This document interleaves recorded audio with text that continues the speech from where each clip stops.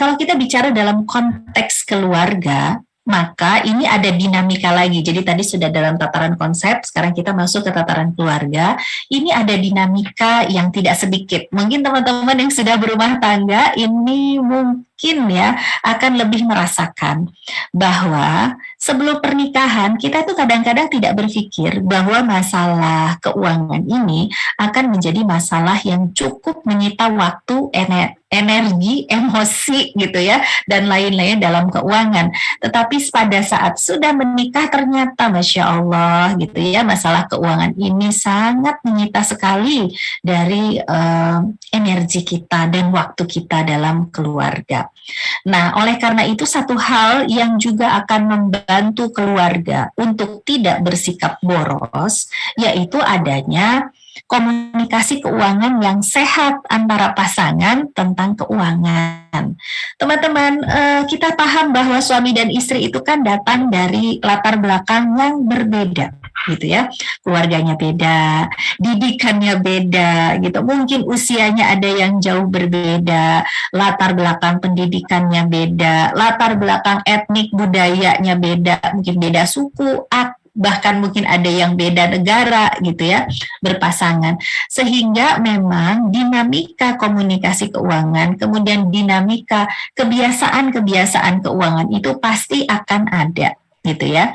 Dan lucunya begitulah kuasa Allah untuk menjodohkan manusia.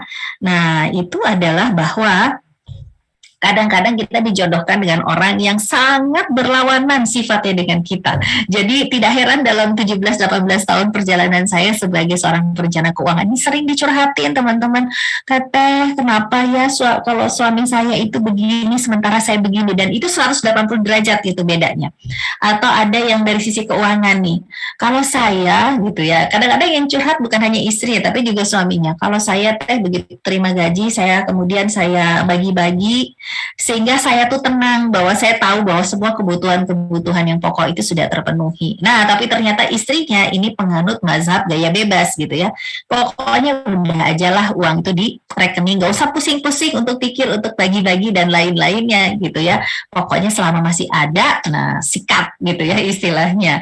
Nah, kayak teman-teman, kadang-kadang perbedaan itu yang juga menimbulkan banyak sekali, satu, konflik dalam keluarga, kedua, perbedaan dalam hal bagaimana kita membelanjakan dan mengatur keuangan. Nah, oleh karena itu, komunikasi keuangan ini salah satu hal yang sangat-sangat penting untuk diperhatikan. Yang pertama gitu, ini kita udah masuk ke dalam hal yang teknis ya, bahwa membicarakan keuangan itu nggak bisa dengan telepati ya teman-teman ya, harus dengan komunikasi yang baik dan sehat. Kalau bisa juga ada datanya apa? Nah, catatan keuangan tadi gitu ya, makanya penting untuk bikin catatan keuangan, karena pada saat berkomunikasi kita harus mempunyai data yang sama. Jangan sampai membicarakan keuangan udah dengan emosi gitu ya, dengan gaya keuangan yang berbeda, ternyata data yang dipegang beda. Yang satu pegang halaman 71, yang satu pegang halaman 115. Nah, udah nggak jelas kan, jadi tidak membicarakan hal yang sama.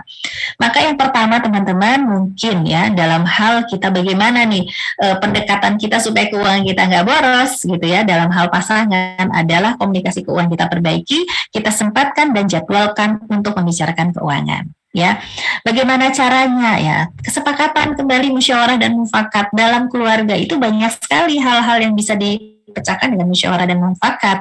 Misalnya, kapan nih kita membicarakan keuangan? Nah, biasanya nih trik dari saya adalah jangan membicarakan keuangan saat misalnya sama-sama lelah, ya, atau sama-sama sedang banyak pekerjaan, atau mungkin jangan di akhir bulan saat belum gajian, biasanya emosi agak tinggi.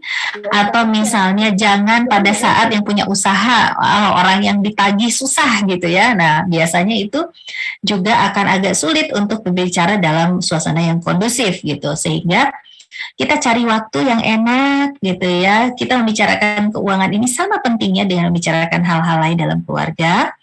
Kemudian kita sempatkan dan kita jadwalkan gitu ya. Kemudian karena perbedaan latar belakang keluarga, budaya, pendidikan, dan lain-lain, pola asuh mungkin, kadang-kadang ada orang yang memberikan beban emosional yang berlebihan terhadap uang. Contoh misalnya, mohon maaf ini kalau misalnya ada seseorang yang datang dari latar belakang keluarga, di mana misalnya setiap kali membicarakan uang dulu orang tuanya saat membicarakan uang itu selalu diakhiri dengan pertengkaran, ya maka bayangan dia, muatan emosional atau beban emosional dia terhadap uang adalah uang itu adalah hal yang menimbulkan keributan dan membicarakan uang adalah hal yang menimbulkan keributan. Nah ini biasanya kalau orang seperti ini diajak bicara keuangan itu biasanya dia akan teringat kembali beban emosional dia di masa lalu gitu ya. Aduh bener ya kayaknya ini kalau bicara keuangan pokoknya pasti berantem aja. Padahal mungkin tidak seperti itu ya. Jadi mari bagi teman-teman yang mungkin masih punya beban emosional terhadap uang, yuk mari kita letakkan ini dalam hal yang lebih proporsional gitu ya. Nah, kemudian dalam berkomunikasi saat tentang keuangan, uang itu harus kita pandang sebagai alat teman-teman, bukan tujuan ya. Jadi berbicaranya itu bukan masalah ini kita harus mencapai tujuan punya uang sekian gitu ya. Itu merupakan hal dari konsekuensi daripada ikhtiar yang kita lakukan ya. Misal pertambahan aset, pertambahan uang, pertambahan investasi, mungkin itu adalah salah satu konsekuensi logis gitu teman-teman ya dari kerja yang kita lakukan. Nah, tetapi kita harus memandang uang ini adalah sebagai alat. Alat untuk apa? Alat untuk kita lebih mudah beribadah, alat untuk kita misalnya melakukan pendidikan terhadap anak-anak, alat untuk misalnya kita bisa membuat hiburan untuk keluarga kita. Jadi ini alat dan alat gitu. Jadi bukan tujuan. Jadi kita tidak akan berobsesi berlebihan sehingga kita kehilangan perspektif ya bahwa uang ini merupakan alat titipan anugerah yang harus kita pertanggungjawabkan gitu ya. Nah, berikutnya, nah sekarang teman-teman kita akan masuk lagi tadi udah konsep, sekarang kita bahas tentang bagaimana lingkungan atau ekosistem yang sehat gitu ya untuk membicarakan keuangan supaya kita juga tidak boros ya. Teman-teman mungkin kita balik lagi ke sini ya bahwa kadang-kadang keluarga yang cenderung pengeluarannya tidak terkendali itu ada hubungannya dengan komunikasi antara pasangan. Ya, komunikasi antar pasangan. Karena uang ini unik, teman-teman. Ya, dalam pengalaman saya selama kurang lebih 17 tahun, 18 tahun sebagai seorang perencana keuangan, uang dan emosi dan psikologi itu sangat erat berhubungan, gitu ya. Jadi kalau kita lihat ada keluarga yang kita lihat pengeluarannya itu banyak sekali hal-hal yang bersifat hiburan, gitu ya. Misalnya dikit-dikit pergi main, dikit-dikit ini, sedikit-sedikit pergi. Walaupun sebenarnya dia masih punya prioritas yang lebih tinggi, tapi itu tidak dilakukan, tapi kegiatan yang bersifat hiburan ini lebih sering dilakukan. Nah, kalau kita lihat seperti itu polanya, itu boleh jadi tidak seluruhnya, ya.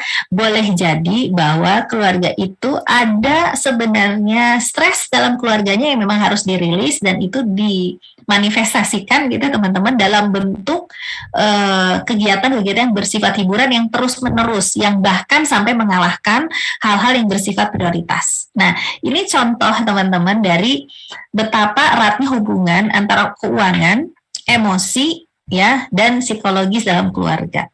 Gitu. Jadi ini juga harus diwaspadai sehingga pada saat misalnya, kenapa kita harus punya catatan keuangan biar kita bisa review teman-teman. Sebenarnya pengeluaran kita apa saja, kapan gitu ya kita lakukan, seberapa sering gitu ya. Karena ini nanti akan berguna juga pada saat kita mau mengerem kebiasaan kita yang boros. Kalau kita punya catatan keuangan, kita tahu di mana titik-titik kritis pengeluaran kita, di mana sebenarnya pengeluaran kita yang besar, dan kemudian di mana kita harus menguranginya, gitu ya.